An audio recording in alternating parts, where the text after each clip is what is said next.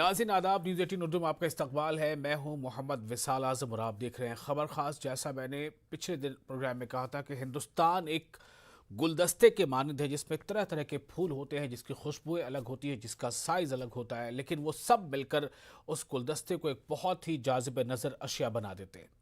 इसी तरह से हिंदुस्तान जो हमारा मुल्क है, इसमें अलग अलग अकीदे, अलग अलग मज़हब, अलग अलग ज़ुबान, अलग अलग कल्चर, अलग अलग तहज़ीब के लोग रहते हैं और ये तमाम लोग, तमाम तरह के लोग मिलकर हिंदुस्तान को एक गुलदस्ते के मानंद बनाते हैं। हालिया जो अभी वक्त गुजर रहा है, ये त्योहारों का मौसम है और आज ख़ास तौर से बहुत अहम दिन है क्योंकि आज बुराई पर अच्छाई की जीत के तौर पर विजयदशमी या दशहरा मनाया जाता है। और मुल्क के कई इलाकों में, बेशतर इलाकों में रावण, जिसको हम अलामत समझते हैं बुराई की, जिसको हम अलामत समझते हैं झूठ की, जिसे हम अलामत समझते हैं शैतानी हरकतों की, शैतानी क़ुव्वतों की, जिसे हम अलामत समझते हैं हर उस बुराई की जो किसी भी माशरे, किसी भी ख़ानदान, किसी भी शहर, किसी भी ज़िले, किसी भी रियासत या किसी भी मुल्क के लिए वो अच्छा नहीं होता। उसकी अमन और शांति के लिए ख़तरा रहता है, उसके आपसी मेलजोल और भाईचारे के लिए ख़तरा रहता है। तो आज बहुत ख़ास दिन है और आज दिन है बुराई पर अच्छाई की जीत की, यानी आज है विजयदशमी, आज है दशहरा। रावण, जिसके 10 सरों को, 10 सरों वाले रावण को, यानी 10 सर मतलब 10 तरह की बुराइयां, उसे आज ख़त्म किया जाता है अलामती तौर पर। उसके आज खात्मे का दिन है। लेकिन इस सवाल के साथ आज हम अगले आधे घंटे गुजारेंगे कि आज इस मौजूदा दौर में रावण की शक्ल इख्तियार किए हुए कौन सी बुराइयां हैं जो आज न सिर्फ हमारे ख़ानदानी निज़ाम बल्कि इस पूरे मुल्क के निज़ाम के लिए एक ख़तरा है और उसका सद्देबाब क्या है।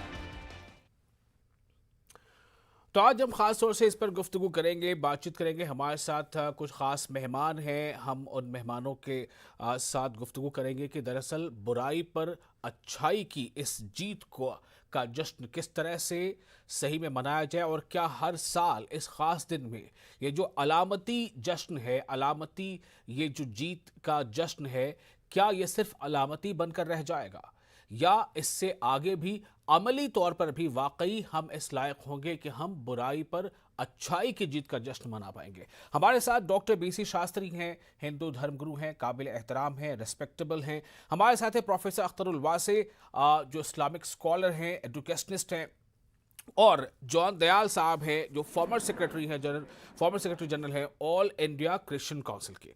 आप तमाम लोगों का बहुत इस्तकबाल है।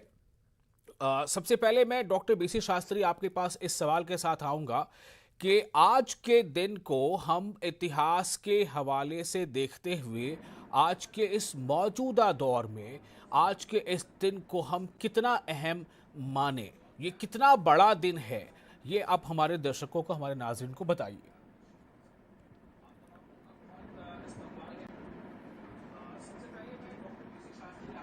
सभी देशवासियों को विजयादशमी की बहुत बहुत शुभकामनाएं। आज यह विजयादशमी का जो पर्व हम समस्त देशवासी मना रहे हैं, ऐसा कहा जाता है कि बुराइयों पर अच्छाइयों की जीत हुई और वास्तविकता भी यही है कि भगवान श्री राम दशग्रीव रावण का आज के दिन ही वध किए थे। रावण पर विजय श्री प्राप्ति किए थे। रावण का तात्पर्य है अनेक बुराइयां रावण के अंदर थीं। बहुत बड़ा विद्वान होते हुए भी रावण, ऐसा लिखा है शास्त्रों में, न भूतो न भविष्य भी, जितना बड़ा प्रकांड विद्वान रावण था न तो उसके पहले कोई हुआ और न इसके बाद होगा। इतना बड़ा प्रकांड विद्वान रावण होते हुए भी उसने बुराइयों का रास्ता अपना लिया था। बुराइयों को ही उसने अपना सर्वस्व मान चुका था और बुराइयों के द्वारा ही वे अपना संपूर्ण जीवन यापन करने लगा था, इतना बड़ा महाविद्वान होते हुए भी। और उस रावण को मारने के लिए भगवान को यहाँ अवतार ग्रहण करना पड़ा और भगवान अवतार ग्रहण करके रावण को जाकर रावण का वध करते हैं। रावण का तात्पर्य किसी इंसान का नहीं, रावण तो इंसान था, लेकिन आज के दृष्टिकोण से देखा जाए तो रावण का तात्पर्य किसी इंसान से नहीं है। रावण का तात्पर्य है अनेक अनेक बुराइयों से जो हमारे समाज में अनेक अनेक बुराइयां फैली हुई हैं, अनेक कुरीतियां फैली हुई हैं, उनमें विजय श्री प्राप्त करना ही आज विजयादशमी के पर्व का विशेष महत्व होता है। रामायण में आता है कि जब भगवान दशग्रीव रावण का वध करके लंका में विजय श्री प्राप्त करके भगवती जनक नंदिनी सीता को साथ में लेकर पुष्पक विमान में आरूढ़ होकर अयोध्या पहुंचते हैं, उस समय कौशल्या माता अपने पुत्र यानी राम को गले से लगाती हैं और पूछती हैं, क्या तूने रावण पे विजय श्री प्राप्त की, रावण को तूने मार दिया? भगवान श्री राम मुस्कुराते हुए माता श्री के चरणों में नमन करते हैं और कहते हैं, माता श्री, मैंने रावण को नहीं मारा, रावण का अहंकार, रावण का मैं ही रावण को मार दिया और उसमें मुझे विजय श्री मिली है, उस श्रेय मुझे प्राप्त हुआ है। तो उसी तरह से यह पर्व का तात्पर्य है, हम संपूर्ण देशवासियों को यह मानना चाहिए कि यह साधारण पर्व नहीं है, यह विशिष्ट पर्व है। और इस विशिष्ट पर्व में हम अनेक कुरीतियां यदि हमारे समाज में हैं, हमारे परिवार में हैं, हमारे नगर में हैं, डॉक्टर बीसी शास्त्री साहब के उस वक्त तो राम जी ने ये जवाब दिया कि हमने नहीं मारा बल्कि रावण के अहंकार नहीं उसे मार दिया। लेकिन आज के परिदृश्य में अगर हम देखें तो आज रावण रूपी यानी रावण के शक्ल में ऐसी क्या क्या बुराइयां हैं जो वाकई इस समाज के लिए, इस देश के लिए एक बहुत बड़ा खतरा है? क्या हर साल हम एक रावण के पुतले को इस तरह से पटाखा लगाकर इतने से हमारा काम पूरा हो जाता है, राम जी का जो संदेश था वो संदेश हमारे तक पहुंच जाता है, या इसमें अमली तौर पर कुछ करने की जरूरत है?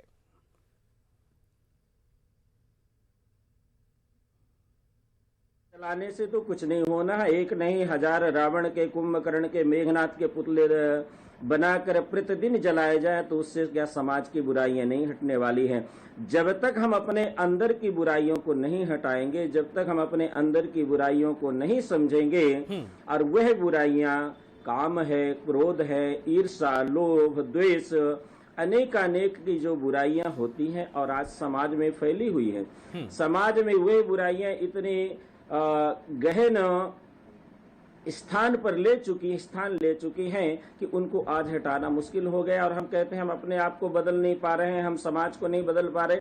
अरे आप पहले अपने आप को तो बदले, तभी तो समाज को बदल पाएंगे। पहले अपने आप को बदले तभी समाज बदलेगा। बहुत बड़ी बात पीछे शास्त्री साहब ने कही है। शास्त्री साहब, मैं दूसरे मेहमानों के पास जाना चाहूंगा। हमारे साथ प्रोफेसर अख्तरुल वासे हैं और जॉन दयाल हैं, दोनों जुड़ चुके हैं। जॉन दयाल जो है वो सेक्रेटरी जनरल रह चुके हैं ऑल इंडिया क्रिश्चियन काउंसिल के। तो प्रोफेसर अख्तरुल वासे साहब, मैं आपके पास आना चाहता हूं। जो सवाल जो मेरा है कि आज इस मौजूदा वक्त में किस तरह के रावण रूपी बुराइयों का खतरा मंडरा रहा है और उसका सद्देबाब कैसे होगा? बीसी शास्त्री साहब ने कहा कि बहुत सारे की बुराइयां हैं और सिर्फ हम ये अलामती पुतले को जला करके हम इस बुराई को, समाज को से खत्म नहीं कर सकते, मुल्क को तरक्की की राह पर आगे नहीं ले जा सकते। आप इस पर रोशनी डालिए। नहीं, मैं सबसे पहले तो अपने तमाम हम वतनों को विजयदशमी की बधाई देता हूं जी, उन्हें मुबारकबाद देता हूं और खास तौर से स्वामी जी को मुबारकबाद देता हूं जॉन दयाल साहब का इस्तकबाल कर। जी देखिए, ऐसा है कि जो बात स्वामी जी ने कही है वो 16 आने खरी और पक्की है। और वो क्या है, वो देखिए बात ये है कि अहंकार तो अपनी जगह है ही, साथ में हमें ये भी देखना चाहिए कि मर्यादा पुरुषोत्तम हम मानते हैं राम को जी। तो मर्यादा पुरुषोत्तम राम ने हमें आचरण की कौन सी सभ्यता दी? हमें उन्होंने जो सोच दी है, अपने जिंदगी से जो अमली नमूना पेश किया है, वो ये कि हम औरत की तौहीन को किसी तौर पे बर्दाश्त नहीं कर सकते।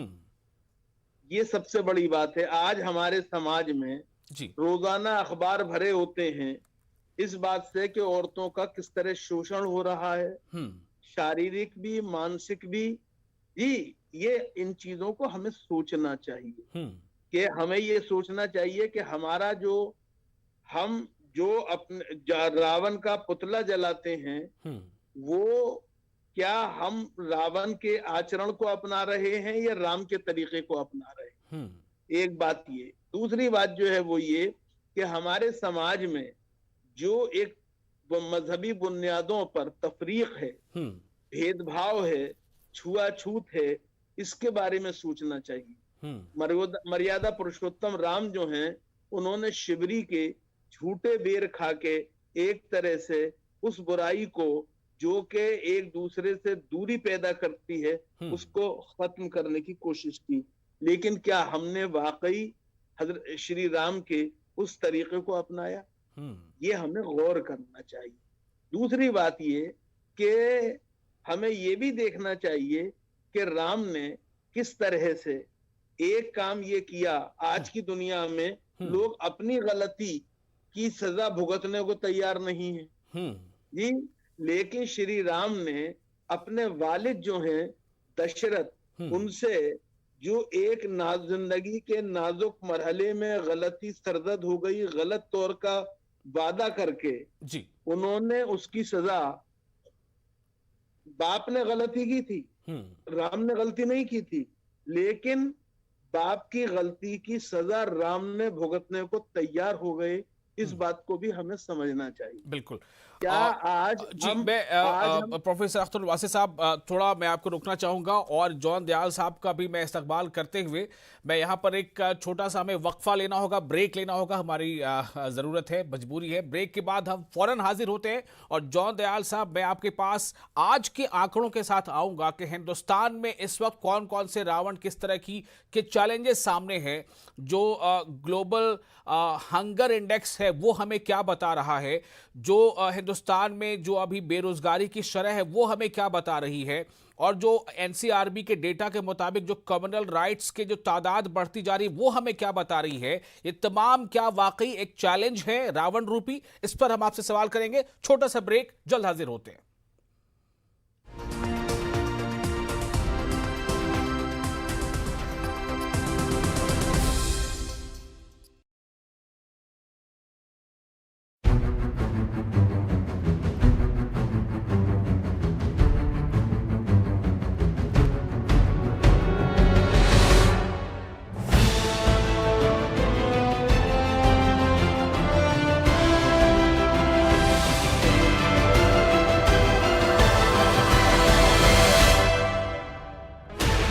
16 channels, 15 languages, 26 states, 1,200 plus reporters, 66.9 crore viewers. India's largest news network, News 18 Network.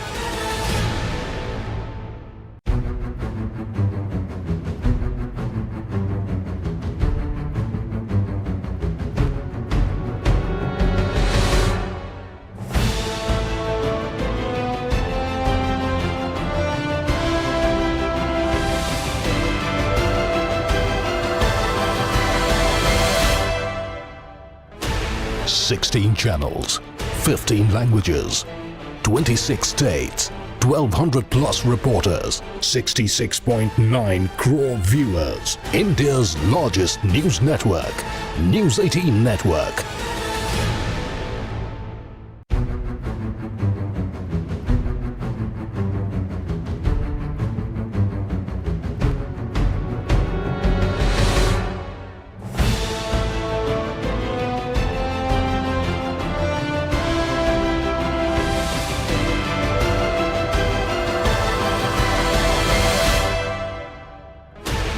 Sixteen channels, 15 languages, 26 states, 1,200 plus reporters, 66.9 crore viewers. India's largest news network, News 18 Network.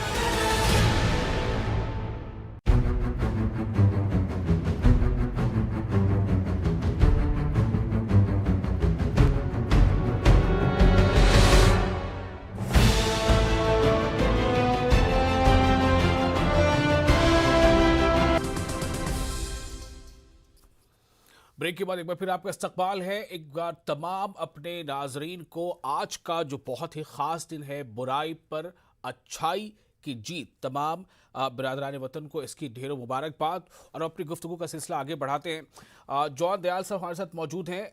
मैंने पहले ही बताया कि ये फॉर्मर सेक्रेटरी जनरल हैं, मतलब रह चुके हैं secretary general all India Christian council के। जॉन दयाल साहब, अभी हमने बेसी शास्त्री साहब को सुना, अख्तरुल वासी साहब को सुना। मैं आपके पास आना चाहता हूं, हिंदुस्तान के सामने मौजूदा वक्त में रावण रूपी क्या क्या चैलेंजेस हैं? पहले तो सबसे पहले हिंदुस्तान में और हिंदुस्तान के बाहर जो भी हिंदी या उर्दू सुनते हैं, समझते हैं, सबको मेरा इस्तकबाल, मेरा आदाब और दशहरा और विजय का बहुत बहुत मुबारकबाद। हम सब मिलजुल के रहते हैं, शांतिपूर्वक रहते हैं। यदा कदा थोड़ी नोक झोंक हो जाती है। मेरा ख्याल है हम लोग इतने सारे लोग, इतने हिंदू हैं, मुसलमान हैं, सिख हैं, ईसाई हैं मेरे जैसे, और दलित है, आदिवासी है, ब्राह्मण है, दलित, कितने कौमें, कितने किस्में, कितने रंग हमारे देश में हैं। हम इकट्ठा मिलके रह रहे हैं।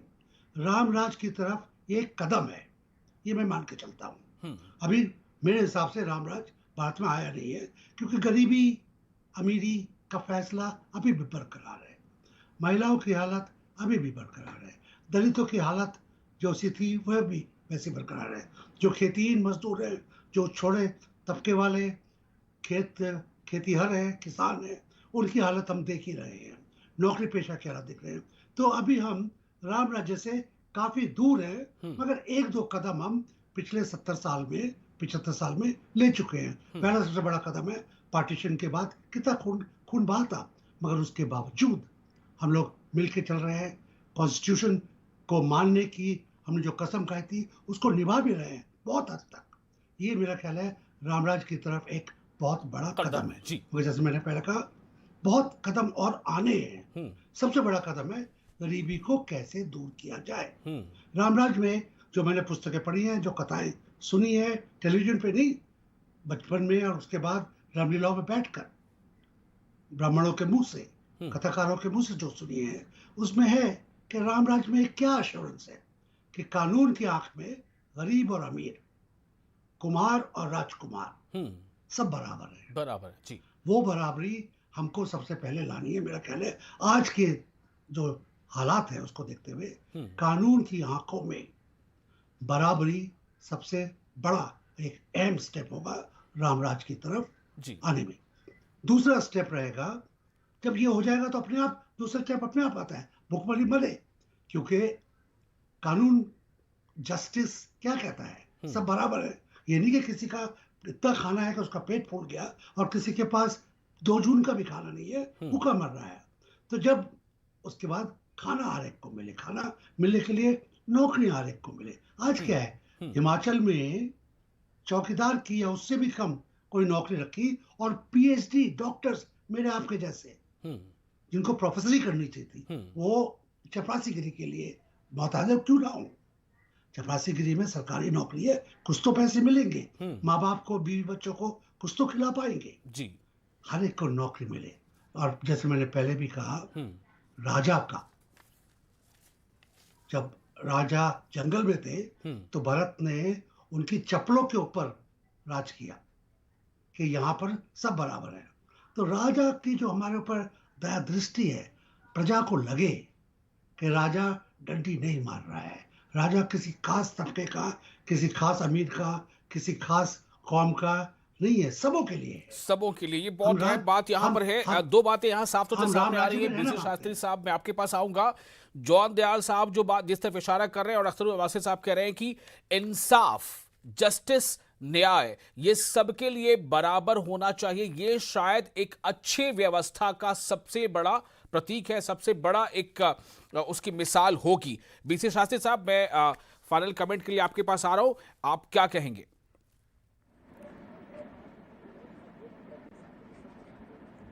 जी बिल्कुल, अब्दुल साहब ने बहुत ही सुंदर समाज को संदेश दिया है, और बिल्कुल सही उनकी बातें हैं कि जो समाज के लिए होना चाहिए। वास्तविकता में देखा जाए तो भगवान राम यदि गए समुद्र पार करके समुद्र में सेतु बांधना पड़ा और उस लंका में पहुंचे हैं तो एक नारी के सम्मान के लिए पहुंचे थे। बिल्कुल।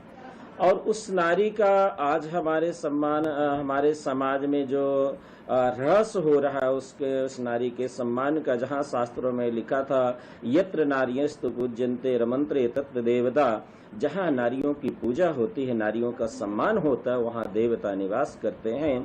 तो आज वह सम्मान कहीं न कहीं से सम्मान की कमी हो रही है, सम्मान का ह्रास हो रहा है। जैसे आप कलाम साहब अब्दुल साहब ने कहा कि पेपर की हेडलाइन में देखा जाए तो रोज 2-4 ऐसे वर्णन मिलते हैं कि अमुक जगह पर ये अपमान हुआ, ऐसा हुआ, वैसा हुआ। तो वास्तविकता में इससे हमें समाज से हटाना पड़ेगा, समाज से हटाना पड़ेगा। अख्तर वासिद साहब, final comment from your side. जी, बुराई पर अच्छाई की जीत। जी, क्या फरमाया? Final comment. अब हम प्रोग्राम के खत्म की तरफ हैं। जी फरमाइए, मैं आपके सवाल का इंतजार कर रहा हूं। अख्तर वासिद साहब, मैं कह रहा था कि आप इस पूरे मौजू के इख्तिताम में क्या कहना चाहेंगे, चूंकि हमारा प्रोग्राम इख्तिताम की तरफ है, क्या पैगाम है? सिर्फ ये कहना चाहूंगा कि रावण का पुतला जला देना काफी नहीं है, बल्कि जिंदगी में जितनी भी बुराइयां हैं उनको भस्म करने की जरूरत है, और यही जिहाद अकबर होगा इस्लाम के मुताबिक, और इसको अपनाना चाहिए। श्री राम से हमें यही सबक मिलता है। चलिए, बहुत शुक्रिया आप तमाम खास मेहमानों का, और नाज़रीन आपका भी शुक्रिया। मुझे उम्मीद है आपने इस मौजू पर ये बहुत ही बेहतरीन गुफ्तगू बहुत पसंद की होगी। आदाब।